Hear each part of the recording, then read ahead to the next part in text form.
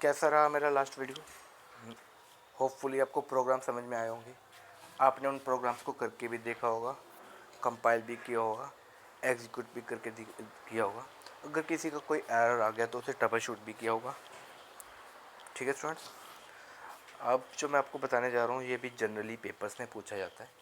Students, जो आपके objective type के कॉम्पिटिटिव एग्जाम्स होते हैं वहाँ पे तो इस टाइप के क्वेश्चन आने की संभावना ही नहीं है, ना ही आपको कोई प्रोग्राम्स लिखने की संभावना है कि आप कोई प्रोग्राम लिखोगे, क्योंकि ऑब्जेक्टिव टाइप के क्वेश्चन हैं, आपको तो सिर्फ आंसर देना है। लेकिन जो स्टूडेंट्स स्टडी कर रहे हैं उनको तो लिखना पड़ेगा, सब्जेक्टिव पेपर्स भी आते हैं, सब्जेक्टिव पेपर्स में भी लिखना पड़ेगा। तो उनके लिए ही मैं कोशिश करता हूँ कि प्रोग्राम्स भी बताऊँ मैं आपको। तो स्टूडेंट्स, जो मैं प्रोग्राम आपको बताने जा रहा हूँ वो है right a program to display all prime numbers between 1 and 100। तो मुझे 1 और 100 के बीच में जितने भी प्राइम नंबर्स हैं उन सभी को डिस्प्ले करना है। तो स्टूडेंट्स, सबसे पहले मैं आपको बता दूं कि प्राइम नंबर कौन से नंबर होते हैं। प्राइम नंबर वो नंबर्स होते हैं जो या तो खुद से डिवाइड होते हैं, या वो सिर्फ 1 से डिवाइड होते हैं और किसी नंबर से वो डिवाइड नहीं होते। स्टूडेंट्स, मैं आपसे पूछना चाहूँगा, जैसे 9 है, क्या 9 को प्राइम नंबर कहोगे आप? क्या 9 प्राइम नंबर है? तो मैं कहूँगा 9 is not a prime number, क्योंकि 9 जो है 3 से डिवाइड होता है। तो मैंने आपको बताया प्राइम नंबर वो नंबर होते हैं जो या तो 1 से डिवाइड होते हैं या फिर खुद से डिवाइड होते हैं, उसके अलावा वो किसी नंबर से डिवाइड नहीं होते। तो अब अगला नंबर मैं आपसे पूछ रहा हूँ 11। 11 को प्राइम नंबर बोलोगे आप? यस, 11 इज़ प्राइम नंबर, क्योंकि 11 को या तो हम 1 से डिवाइड कर सकते हैं या खुद 11 से ही डिवाइड कर सकते हैं और किसी नंबर से डिवाइड नहीं कर सकते। जबकि 9 को हम 3 से डिवाइड कर सकते थे, तो वो प्राइम नंबर नहीं था, जबकि 11 आपका प्राइम नंबर है। तो स्टूडेंट्स, यहाँ पे मुझे 1 से लेके 100 तक, मतलब 1 से लेके 100 तक जितने भी प्राइम नंबर्स हैं उनको शो करवाना है। तो स्टूडेंट्स, एज यूजुअल मैं हेडर फाइल्स को इंक्लूड कर लूँगा सबसे पहले। एज यूजुअल मैं सबसे पहले हेडर फाइल्स को इंक्लूड करवा लूँगा। फिर वर्ड मेन में मैंने students int n is equal to 100 लिया है। n एक वेरिएबल लिया है जिसकी वैल्यू को मैंने 100 इनिशियलाइज किया है। फिर मैंने 3 वेरिएबल लिए हैं, आई, जे और non prime, I, J and non prime. Students, मेरा लूप चलेगा, क्योंकि स्टूडेंट्स 1 जो होता है वो तो हमें ऑलरेडी पता है कि जो 1 है वो प्राइम नंबर होता ही नहीं है। 1 is not a prime number, तो 1 तो मैंने यहाँ पे लिया ही नहीं। तो मैंने लिखा फॉर, मैंने जो अपना लूप स्टार्ट किया वो 2 से स्टार्ट किया। For i is equal to 2 semicolon, i less than is equal to n, n की वैल्यू यहाँ पे हमने 100 ले रखी है। फिर semicolon i plus plus, मतलब ये लूप चलाया मैंने, एक काउंटर चलाया है जो 2 से लेके आपका 100 तक चलेगा, मतलब 2 से लेके 100 तक चलेगा। फिर अब इसमें हम मुझे क्या करना है, हर एक वैल्यू को चेक करना है। तो स्टूडेंट्स, मैंने यहाँ पे नॉन प्राइम एक वेरिएबल जो मैंने ऊपर ले रखा था उसकी मैंने इनिशियल वैल्यू कर दी 0। मतलब ये लूप में हमेशा, अगर हम आउटर मोस्ट लूप में आएंगे, मतलब आउटर मोस्ट जो मेरा फॉर लूप है अगर उसमें रहेंगे तो इसकी वैल्यू हमेशा 0 रहेगी। और इनर मोस्ट लूप में जब हम जाएंगे तो कंडीशनली इसकी वैल्यू 1 या 0 रहेगी। अब स्टूडेंट्स, मैंने दूसरा जो है नेस्टेड फॉर लूप लगाया है जिसमें मैंने जे वेरिएबल को लिया है। मैंने लिखा है for j is equal to 2 semicolon, j less than is equal to i by 2, i divided by 2 semicolon j plus plus. तो ये दूसरा लूप चलेगा मेरे पास। इस लूप में भी मैं 2 से स्टार्ट कर रहा हूँ, लेकिन इसमें इस जे का मतलब है कि मैं जो मेरे पास आई की वैल्यू आएगी, उस आई की जो भी मेरे पास वैल्यू आती है और उस वैल्यू को मैं जे की जितनी भी मेरे पास वैल्यूज आती हैं उससे मैं डिवाइड करके देखूंगा कि वो किसी नंबर से डिवाइड होता है या नहीं होता। अगर किसी भी नंबर से डिवाइड हो जाता है तो इसका मतलब वो प्राइम नंबर नहीं है। तो इसलिए मैंने ये लूप लगाया स्टूडेंट। अब मैं इसमें कंडीशन चेक कर रहा हूँ, इफ़ आई डिवाइडेड बाई चैन, इसमें स्टूडेंट्स परसेंट का मतलब क्या है, रिमाइंडर बताने के लिए होता है। जब मैं आई को जे से डिवाइड करूँगा तो रिमाइंडर वैल्यू को मैं यहाँ पे चेक कर रहा हूँ। जो भी रिमाइंडर वैल्यू आएगी अगर वो इक्वल टू 0 आ जाती है, मतलब अगर मैं एक नंबर को दूसरे नंबर से डिवाइड कर रहा हूँ और रिमाइंडर वैल्यू 0 आ जाती है, इसका क्या मतलब है? इसका ये मतलब है ना कि वो नंबर दूसरे नंबर से पूरी तरीके से डिवाइडेड है। अगर 0 के अलावा कुछ और वैल्यू आती है तो इसका मतलब वो डिवाइड नहीं है, कुछ ना कुछ रिमाइंडर आया है। लेकिन अगर 0 आता है तो इसका मतलब वो वैल्यू डिवाइड हो चुकी है। अब आई से जे, आई को जो मैं जे से डिवाइड कर रहा हूँ तो रिमाइंडर अगर 0 बच रहा है तो इसका मतलब मेरी जो वैल्यू है वो डिवाइड हो चुकी है। इसका मतलब मेरा जो नंबर है वो प्राइम नंबर नहीं है। तो इसलिए मैंने इसके अंदर क्या किया, non prime is equal to 1। देखो वहाँ पे नॉन प्राइम की वैल्यू मैंने 0 से इनिशियलाइज की थी, लेकिन यहाँ पे मैंने नॉन प्राइम की वैल्यू 1 कर दी और हम लूप से बाहर आ जाएंगे, ब्रेक। स्टूडेंट्स, अब ये क्वेश्चन आपसे मैं ऑलरेडी पूछ चुका हूँ कि क्या मैं ये जे वाले फॉर लूप से बाहर आऊँगा या आई वाले फॉर लूप से बाहर आऊँगा। तो इसमें मैं सिर्फ जे वाले फॉर लूप से बाहर आऊँगा, आई वाले फॉर लूप में बना रहूँगा, ठीक है। तो स्टूडेंट्स अब मैं नीचे चेक कर रहा हूँ, अगर नॉन प्राइम की वैल्यू 0 है तो उसे ही मुझे प्रिंट करना है, क्योंकि नॉन प्राइम की वैल्यू अगर 1 हो चुकी है तो वो प्राइम नंबर नहीं है, उसे मुझे शो नहीं करना, मुझे तो प्राइम नंबर्स को शो करना है ना। तो मैंने नीचे लिखा if non prime is equal to 0, तो उसे मैंने आई की वैल्यू को प्रिंट करवा दिया। उसके बाद जो भी मेरी कर्ली ब्रेसेस है उनको मैंने क्लोज कर दिया और लास्ट में गेट सी एच फंक्शन और फिर उसको क्लोज कर दिया। स्टूडेंट्स इसमें कर्ली ब्रेसेस का ध्यान रखना पड़ेगा, जनरली स्टूडेंट्स कर्ली ब्रेसेस में ही गलती कर देते हैं। तो इसलिए स्टूडेंट मैं जनरली इंडेंटेशन लेना पसंद करता हूँ, इंडेंटेशन लेनी चाहिए। ये जो मैंने इंडेंटेशन दे रखी है, इंडेंटेशन का मतलब है ये जो मैंने स्पेसिंग दे रखी है हर एक स्टेटमेंट से पहले, ठीक है। तो इंडेंटेशन से हमें ये फ़ायदा रहता है कि हमें प्रॉपरली पता चलता रहता है कि कौन सी कर्ली ब्रेस कब हमने ओपन की और कब वो बंद हो रही है। अगर ये इंडेंटेशन नहीं रहेगा तो कर्ली ब्रेसेस में दिक्कत आएगी। तो हम कर्ली ब्रेसेस में जनरली ये गलती करेंगे कि कोई कर्ली ब्रेस को तो मैंने ओपन किया है और मैं इसको क्लोज करना भूल जाऊंगा, तो मेरे पास एरर आने के चांसेस बन जाएंगे। तो इसलिए इंडेंटेशन बहुत ही ज़रूरी है स्टूडेंट्स। थैंक यू इसके लिए। नेक्स्ट चलते हैं हम आगे। तो स्टूडेंट्स मेरे पास कुछ क्वेश्चन थे जो कि प्रीवियस एग्जाम्स में पूछे जा चुके हैं, तो वहाँ से मैंने एक क्वेश्चन उठाए, जैसे कि what will be the output of the following. यहाँ पे मैंने एक मेन फंक्शन ले रखा है, फिर उसके अंदर मैंने मेन फंक्शन को ही कॉल कर रखा है वर्ड में, और फिर मैंने उसके अंदर मेन फंक्शन को ही कॉल कर रखा है। स्टूडेंट्स यहाँ पे मेन फंक्शन के बाद सेमीकोलन भी लगाना चाहिए, वैसे तो यहाँ पे सेमीकोलन लगेगा ही लगेगा, यहाँ पे मैंने सेमीकोलन नहीं लगाया, तो वैसे तो ये कंपाइलेशन एरर होना चाहिए इसका जो आंसर है कंपाइलेशन एरर होना चाहिए, क्योंकि मेन वर्ड मेन है ऊपर, लेकिन जहाँ पे मैंने नीचे मेन फंक्शन को कॉल किया है वर्ड मेन फंक्शन की बॉडी के अंदर, वहाँ पे मैंने लास्ट में सेमीकोलन नहीं लगाया। तो बाई वैसे तो इसका जो आंसर है वो ये आना चाहिए, ये कंपाइलेशन एरर है। लेकिन यहाँ पे मैं आपको बता दूँ, एक बार मान लो कि यहाँ पे सेमीकोलन लगा हुआ है, तो ये इनफाइनाइट लूप चलेगा। जब एक फंक्शन के अंदर हम उसी सेम फंक्शन को बार बार कॉल कर रहे हैं बिना किसी कंडीशन के, अनकंडीशनली, तो ये एक इनफाइनाइट लूप बन जाएगा। ये प्रोग्राम आपका कंटिन्यू चलता रहेगा। आपको इसे स्टॉप करना पड़ेगा खुद ही।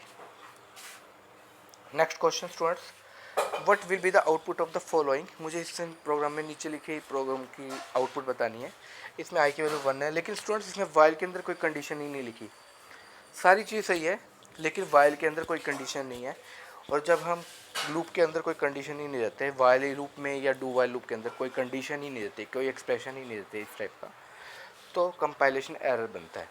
तो यहाँ पे जो मेरी आउटपुट आएगी वो एक कंपाइलेशन एरर आएगी। Next students, what will be the output of the following. आपको एक प्रोग्राम दिया हुआ है, एक 2 स्टेटमेंट का प्रोग्राम दे रखा है, इसमें मुझे आउटपुट बतानी है। स्टूडेंट्स इस टाइप के लूप को हम बोलते हैं एम्प्टी लूप। यहाँ पे देखो मैंने for int i is equal to 1 लिखा है, semicolon i less than 10 semicolon i plus plus, और पैरेंथेसिस के बाद लास्ट में मैंने सेमीकोलन लगा दिया। तो ये कोई एरर नहीं है। कोई स्टूडेंट अगर आपको कहे कि ये एक एरर है, this is not an error, ये एक एम्प्टी लूप होता है। एम्प्टी लूप में हमें किसी स्टेटमेंट को देने की ज़रूरत नहीं होती, हम डायरेक्टली सेमीकोलन लगा के उसको वहीं पे टर्मिनेट कर सकते हैं। तो स्टूडेंट्स इसमें लूप तो चलेगा, लेकिन लूप अपने आप चलेगा, किसी को वो मतलब किसी स्टेटमेंट को वो डिस्प्ले या कुछ नहीं करेगा। तो इसमें सिर्फ मुझे आई की लास्ट वैल्यू मिल जाएगी। तो स्टूडेंट्स इसमें मुझे आई की जो लास्ट वैल्यू मिलेगी वो 10 मिलेगी।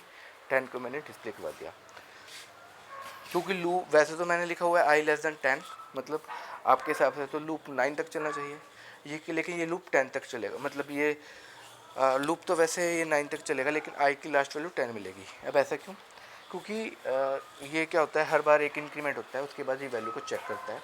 तो आई की जैसे वैल्यू 9 आई, इसने चेक किया तो 10 से कम थी, तो इसके बाद लूप दोबारा चला, मतलब आई की वैल्यू अगली वैल्यू 10 आई, लेकिन 10 को जब इसने चेक किया तो वो कंडीशन फॉल्स होगी, लेकिन आई की वैल्यू तो 10 हो चुकी थी, कंडीशन फॉल्स थी, तो आई की हमें जो लास्ट वैल्यू मिली वो तो 10 ही मिली। इसी तरीके से स्टूडेंट्स यहाँ पे नीचे भी मैंने लिख रखा है J less than is equal to 10, तो यहाँ हमें 11 वैल्यू मिलेगी। वहाँ लेस देन 10 था, लेस देन 10 का मतलब आई की लास्ट वैल्यू 9 थी, तो 9 में हमने एक का इंक्रीमेंट कर दिया बाई डिफॉल्ट वैसे, तो 10 हो गया। यहाँ पे जे की लास्ट वैल्यू 10 थी, तो 10 में हमने एक का इंक्रीमेंट कर दिया, तो मेरे पास जे की नेक्स्ट वैल्यू होगी 11। तो यही इसके आंसर है स्टूडेंट्स। इस टाइप के लूप को हम एम्प्टी लूप बोलते हैं। स्टूडेंट्स ऐसा भी हो सकता है कि ये सेमीकोलन ना लगाओ, हो सकता है सेमीकोलन ना लगाओ और इसके आगे आपको इस लूप को एम्प्टी छोड़ दिया जाए, मतलब एक ओपन करली ब्रेस लगा के और एक क्लोज करली ब्रेस लगा के छोड़ दिया जाए। यहाँ तो सेमीकोलन लगा है, अगर सेमीकोलन ना लगा के फोर लूप लगा हुआ है और उसके बाद ओपन करली ब्रेस लगा रखा है और एक क्लोज करली ब्रेस लगा रखा है, उन दोनों के बीच में कुछ नहीं है, तो तब भी हमें सेम ही रिजल्ट मिलेगा।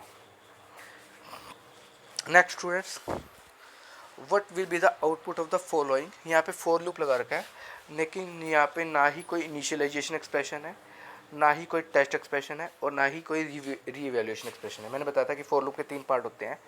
पहली जो स्टेटमेंट होती है उसे बोलते हैं हम इनिशियलाइजेशन एक्सप्रेशन, दूसरा जो एक्सप्रेशन होता है उसे हम बोलते हैं टेस्ट एक्सप्रेशन, तीसरा जो एक्सप्रेशन होता है उसे हम बोलते हैं रीइवैल्यूएशन एक्सप्रेशन।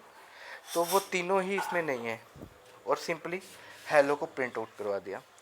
तो पेपर में आपसे पूछा जा सकता है कि आउटपुट क्या है। कुछ स्टूडेंट इसे कंपाइलेशन एरर बता देंगे, पर यहाँ पे ये कंपाइलेशन एरर नहीं है, यहाँ पे ये इनफाइनाइट लूप है। स्टूडेंट्स आप एक चीज़ ध्यान रखना, जब हमने पीछे वाइल लूप किया था और उसमें मैंने कोई कंडीशन नहीं दी थी तो आपको कंपाइलेशन एरर मिला था। ऐसा ही डू वाइल में अगर मैं कोई कंडीशन नहीं देता तो मुझे कंपाइलेशन एरर मिलता है। लेकिन फॉर लूप में अगर हम ऐसे कोई कंडीशन छोड़ देते हैं तो कोई वो कंपाइलेशन एरर नहीं मिलेगा, बल्कि वहाँ पे एक इनफाइनाइट लूप चल पड़ेगा। तो यहाँ पे एक इनफाइनाइट लूप हमें मिल जाएगा। Next students, will the following program compile. वो आपसे पूछ रहा है कि ये नीचे वाला प्रोग्राम आपका कंपाइल होगा या नहीं होगा। इसमें int i is equal to 1 है, फिर फोर लूप के अंदर यहाँ पे सेमी कोलन लगाया है, J less than is equal to 10 और sorry I less than is equal to 10 और फिर सेमी कोलन। तो स्टूडेंट इसमें फोर लूप में इनिशियलाइजेशन एक्सप्रेशन नहीं लगाया, सेमी कोलन के बाद सीधा टेस्ट एक्सप्रेशन लगा दिया, फिर सेमी कोलन के बाद लास्ट में रीवैल्यूएशन एक्सप्रेशन भी नहीं है। तो अगर ऐसा हमने किया है तो इसका मतलब ऐसा भी तो हो सकता है इनिशियलाइजेशन एक्सप्रेशन हमने कहीं कहीं ऊपर दिया है, वही किया है हमने यहाँ पे इनिशियलाइजेशन एक्सप्रेशन हमने फोर लूप से पहले दे दिया, फिर फोर लूप में हमने इनिशियलाइजेशन एक्सप्रेशन को रिपीट नहीं किया, हमने सिंपली सेमी कोलन लगा के टेस्ट एक्सप्रेशन लिखा है, फिर सेमी कोलन लगा दिया। अब इसमें लास्ट में रीवैल्यूएशन एक्सप्रेशन भी नहीं है, तो रीवैल्यूएशन एक्सप्रेशन भी आपकी फोर लूप की बॉडी में ही है, नीचे देखो आई प्लस प्लस लिखा हुआ है।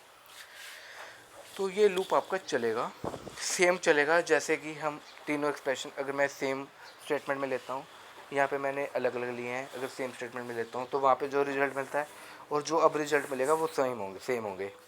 तो इसलिए ये प्रोग्राम आपका कंपाइल करेगा। यस, नेक्स्ट क्वेश्चन है, what will be the output of the following. इसमें हमें आउटपुट बतानी है।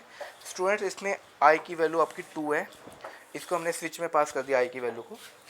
स्विच अब इसे चेक करेगा, पहले केस के साथ चेक करेगा कि केस 1 है, नो, क्योंकि आई की वैल्यू तो 2 है, तो पहले केस में तो जाएगा नहीं, ये दूसरे केस में जाएगा 2 वाले केस में, तो वहाँ पे ये प्रिंट कर देगा स्क्रीन पे 2। लेकिन यहाँ पे हमने देखा होगा प्रिंट F2 के बाद ब्रेक ही नहीं लगा हुआ, ब्रेक नहीं लगा हुआ तो ये नेक्स्ट स्टेटमेंट पे भी जाएगा और प्रिंट 3 भी कर देगा, मतलब ये आपको 23 आंसर मिल जाएगा यहाँ पे। ये इसलिए मिला क्योंकि वहाँ पे कोई आपका ब्रेक नहीं लगा हुआ था, इसलिए। ठीक है स्टूडेंट्स, ब्रेक ना लगने के कारण ऐसा। नेक्स्ट है, what will be the output of the following. अब मुझे नेक्स्ट प्रोग्राम की आउटपुट बतानी है। इसमें आई की वैल्यू 1 है, लूप लगा रखा है मैंने while i less than is equal to 10, मतलब लूप मेरा आई की वैल्यू जब तक 10 है या 10 से कम रहती है तब तक लूप चलेगा। ओपन करली ब्रेस से मैंने इसकी बॉडी स्टार्ट की और मैंने प्रिंट करवा दी यहाँ पे आई की वैल्यू को, और लास्ट में क्लोज करली ब्रेस कर दिया। स्टूडेंट इसमें आप अगर नोट करोगे तो आई की वैल्यू में कोई भी इंक्रीमेंट या डिक्रीमेंट नहीं हो रहा, आई की वैल्यू 1 है और 1 ही रहेगी हमेशा। देखो स्टूडेंट्स, आई की वैल्यू इसमें 1 है, आई की वैल्यू 1 है और वो 1 ही रहेगी हमेशा, उसमें ना कोई इंक्रीमेंट है और डिक्रीमेंट है। वाइल लूप हमेशा चेक करेगा क्या आई की वैल्यू 10 है या 10 से कम है। आई की वैल्यू जब 1 ही रहेगी तो वो हमेशा 10 से कम ही रहेगी, जब आई की वैल्यू 1 ही रहेगी तो वो हमेशा 10 से कम ही रहेगी, तो लूप हमेशा के लिए चलता रहेगा, इनफाइनाइट लूप चल पड़ेगा यहाँ पे भी। नेक्स्ट है students, what will be the output of the following. नीचे लिखेगी मुझे आउटपुट बतानी है। यहाँ पे मैंने लिखा है int i is equal to 1, i को मैंने 1 से इनिशियलाइज किया, फिर वाइल लूप के अंदर मैंने सिंपली 1 पास कर दिया, प्रिंट करवा दिया आई की वैल्यू को और आई में इंक्रीमेंट कर दिया। लेकिन कुछ स्टूडेंट्स का यहाँ पे प्रॉब्लम रहेगी कि वाइल में मैंने कोई कंडीशन पास नहीं की, कोई कंडीशनल एक्सप्रेशन पास नहीं किया, कोई रिलेशनल एक्सप्रेशन पास नहीं किया, तो यहाँ पे तो कंपाइलेशन एरर आना चाहिए। देखिए स्टूडेंट्स, मैं आपको यहाँ पे कहता हूँ कि यहाँ पे कंपाइलेशन एरर नहीं आएगा, क्योंकि अगर हम कोई कंडीशनल एक्सप्रेशन या रिलेशनल एक्सप्रेशन लिखते हैं, वो भी तो हमें जीरो या नॉन जीरो में वैल्यू देता है। अगर आपने कोई कंडीशनल एक्सप्रेशन या रिलेशनल एक्सप्रेशन का यूज़ किया, तो वो जो आपको रिजल्ट देगा, वो रिजल्ट भी तो आपको या तो ट्रू वैल्यू होगी या फॉल्स वैल्यू होगी। ट्रू के लिए हम जनरली 1 यूज़ करते हैं या non zero value non zero कह सकते हैं। फॉल्स के लिए हम 0 यूज़ करते हैं। तो जब मैंने डायरेक्टली ही यहाँ पे 1 लिख दिया, तो 1 का मतलब ट्रू हो गया। तो जब हम वाइल लूप की वैल्यू को ट्रू रख रहे हैं, तो ये कंपाइल तो करेगा, इसमें कोई एरर नहीं है। लेकिन ये लूप आपका इनफाइनाइट लूप हो जाएगा, क्योंकि वाइल के अंदर मैंने 1 लिखा है और 1 का मतलब होता है ट्रू। अगर 0 लिखते तो फॉल्स होता। तो इसका मतलब वाइल लूप की वैल्यू हमेशा ट्रू रहेगी, क्योंकि 1 इज़ ए कॉन्स्टेंट, इसको चेंज नहीं कर सकते। तो हमेशा वाइल लूप की वैल्यू आपकी ट्रू ही रहेगी। और जब वाइल लूप की वैल्यू ट्रू ही रहेगी, तो आपका एक इनफाइनाइट लूप यहाँ पे बन जाएगा। यहाँ पे भी आपको इनफाइनाइट लूप मिलेगा। Next student, what will be the output of the following. यहाँ पे आई 8 आई इजिकल टू 75 ले रखा है। 75 हमने आई वेरिएबल में स्टोर कर रखा है। फिर नीचे प्रिंट एफ में मैंने लिखा %d डबल कोट्स में, और उसके आगे भी मैंने 2 डबल % साइन लिख रखे हैं। और उसने पूछ रखा है कि इसमें आउटपुट क्या आनी चाहिए। तो इसकी जो आउटपुट आएगी वो आएगी स्टूडेंट 75%। ये ध्यान दो मैंने कैसे लिख रखा है और क्या इसका रिजल्ट आएगा। तो इसका जो वैल्यू आएगी वो आएगी 75%। Next students, what will be the output of the following. इस प्रोग्राम में मुझे आउटपुट बतानी है। यहाँ ए की वैल्यू 5 है और बी की 7 है, जबकि पी वेरिएबल में मैंने यहाँ पे नीचे एक्सप्रेशन लिख रखा है। मैंने लिखा है P is equal to A greater than B colon A, फिर question mark B semicolon. Students, आपसे क्वेश्चन पूछ रहा हूँ, क्या ये कंडीशनल एक्सप्रेशन है या टर्नरी एक्सप्रेशन है, टर्नरी ऑपरेटर है, सॉरी कंडीशनल एक्सप्रेशन नहीं, कंडीशनल ऑपरेटर या टर्नरी ऑपरेटर है? ये नहीं है स्टूडेंट्स, क्योंकि टर्नरी ऑपरेटर या कंडीशनल ऑपरेटर में क्वेश्चन मार्क पहले आता है और कोलन साइन बाद में आता है। क्वेश्चन मार्क पहले आता है, कोलन साइन पहले आता है, जबकि यहाँ पे क्या किया मैंने, ए ग्रेटर देन बी के बाद कोलन साइन लिखा है और क्वेश्चन मार्क मैंने बाद में लिखा है। तो ये ऑपरेटर ही गलत हो गया। तो यहाँ पे आपको कंपाइलेशन एरर मिलेगा। Next students, what will be the output of the following. इसमें प्रिंट एफ मैंने लिखा है %d, फिर कॉमा प्रिंट एफ, मतलब एक प्रिंट एफ के अंदर दूसरा प्रिंट एफ है। नेस्टेड फंक्शन हो गया प्रिंट एफ। एक प्रिंट एफ के अंदर जब मैंने दूसरा प्रिंट एफ लिखा है तो नेस्टेड फंक्शन हो गया। तो नेस्टेड फंक्शंस में क्या होता है, जो इनर मोस्ट फंक्शन है वो सबसे पहले एग्जीक्यूट होगा। तो जो इनर मोस्ट प्रिंट एफ है उसमें मैंने लिखा हुआ है टीम, तो इसका मतलब पहले टीम प्रिंट करना चाहिए इसको, तो ये टीम प्रिंट करेगा। लेकिन फिर उसके बाद वाले फंक्शन में बार वाला फंक्शन यूज़ होगा, और बार वाले फंक्शन में मैंने %d लिखा हुआ है, तो ये नंबर ऑफ़ डिजिट्स बता देगा इसके अंदर, मतलब नंबर ऑफ़ लेटर्स बता देगा एक तरीके से। तो इसमें टीम में 3 लेटर्स हैं, तो 3 यहाँ पे उसने डिस्प्ले कर दिया, टीम 3 डिस्प्ले कर दिया। अब एक स्टूडेंट का कन्फ्यूजन है, वो कह प्रिंट एफ %d है और कॉमा प्रिंट एफ हेलो लिखा हो, तो हेलो में स्टूडेंट्स कितने लेटर्स होते हैं, 5 होते हैं। तो पहले ये हेलो लिखेगा, उसके बाद 5 लिख देगा, हेलो 5 लिख देगा वहाँ पे। ठीक है स्टूडेंट। नेक्स्ट सिंपल क्वेश्चन है स्टूडेंट्स, डिबगिंग का क्या मतलब होता है। Debugging is the process of finding errors in a program and removing errors from the program. तो डिबगिंग का मतलब यही है, पहले आपके प्रोग्राम में एरर्स को फाइंड करना, फिर उन एरर्स को रिमूव कर देना, इसको हम डिबगिंग बोलते हैं। क्योंकि बग का मतलब होता है एरर्स, प्रोग्राम में जो एरर्स आते हैं उनको बग्स बोलते हैं, और डिबग का मतलब उनको रिमूव कर देना। Next students, can a variable be both constant and volatile. Yes, एक वेरिएबल को हम कांस्टेंट भी बना सकते हैं, उसकी कांस्टेंट वैल्यू देके, और वोलेटाइल भी रख सकते हैं। वोलेटाइल का मतलब स्टूडेंट्स क्या होता है, what is the meaning of volatile. आप सभी ने कंप्यूटर फंडामेंटल पढ़ा है, उसमें हम रैम को जनरली वोलेटाइल मेमोरी बोलते हैं और रोम को हम नॉन वोलेटाइल मेमोरी बोलते हैं। रैम को हम वोलेटाइल मेमोरी क्यों बोलते हैं, क्योंकि उसकी वैल्यू आपकी इरेज हो सकती है, मतलब उसकी वैल्यू को चेंज किया जा सकता है टाइम टू टाइम, या लाइट चली जाती है तो वो इरेज भी हो जाती है। तो वेरिएबल की वैल्यू भी बिल्कुल वोलेटाइल है, जो हमेशा सेम नहीं रहती, चेंजेबल है। तो हम वेरिएबल की वैल्यू को कांस्टेंट भी रख सकते हैं और चेंज भी कर सकते हैं। तो वो कांस्टेंट भी हो सकता है, वोलेटाइल भी हो सकता है। इसका आंसर हम जैस लिखेंगे। तो स्टूडेंट्स, कैसा लगा आज का वीडियो मेरा, कमेंट करके बताइए, और मेरे वीडियोस को शेयर, लाइक, सब्सक्राइब करते रहिए। आपका प्यार मिलता रहेगा तो आपके लिए ऐसे ही मैं बेटर वीडियोस बनाता रहूँगा। Thank you very much.